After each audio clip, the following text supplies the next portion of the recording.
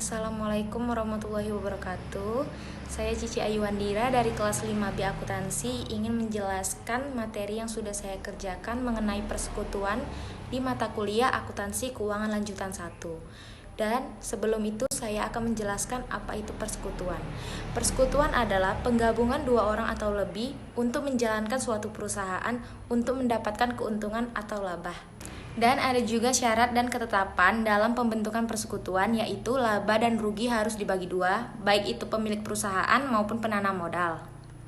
Dan saya akan memberikan contoh pembagian keuntungan atau kerugian pada gambar berikut ini.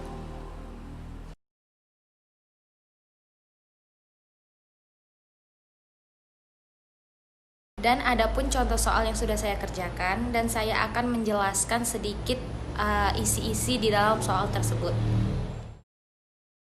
Pada Desember 2018, Cici dan Putri sepakat mendirikan persekutuan di mana keduanya sama-sama menanamkan modal sebanyak 200.000. Berikut ini adalah neraca saldo Desember 2018, yaitu kas yang senilai 129.600, piutang dagang 160.000, CKP atau cadangan kerugian piutang 9.600, persediaan barang dagang 171.200, supplies kantor 12.800, mebel dan alat kantor 96.000, akumulasi penyusutan 44.800, dan di sebelah kreditnya yaitu hutang dagang 192.000 dan modal 323.200. Keduanya memiliki jumlah yang sama yaitu 515.200. Dan dalam pembentukan persekutuan ini, Cici memiliki beberapa syarat, yaitu uang kas diambil 50% oleh Cici, piutang sebesar 8.000 tidak tertagih, dan ditetapkannya cadangan kerugian piutang senilai 5%, persediaan barang yang dinilai kembali menjadi 212.800, mebel dan alat kantor senilai 120.000 telah disusutkan menjadi 50% dan dicatat sebagai nilai sehat sebesar 60.000, dan diberikannya goodwill sebesar 80.000.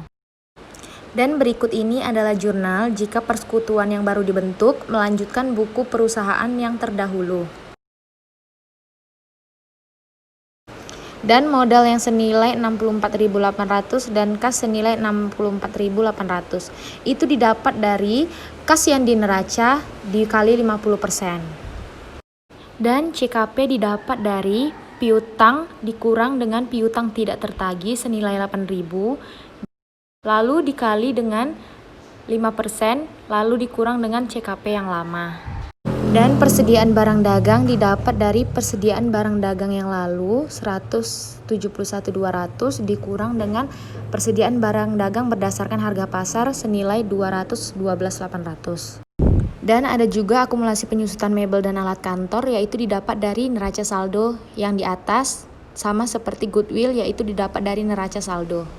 Selanjutnya yaitu piutang dagang 8.000, yaitu dari piutang dagang tidak tertagih. Ada juga mebel dan alat kantor didapat dari nilai pengganti mebel senilai 120, namun disusutkan 50% menjadi 60.000.